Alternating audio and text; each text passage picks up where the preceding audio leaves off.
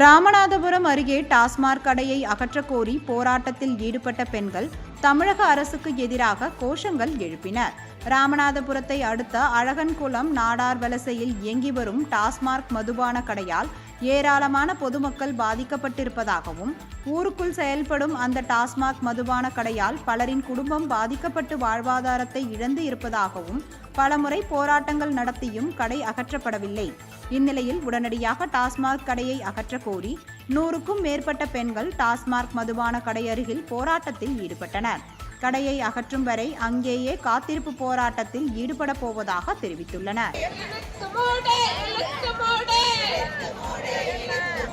மதுபான கடை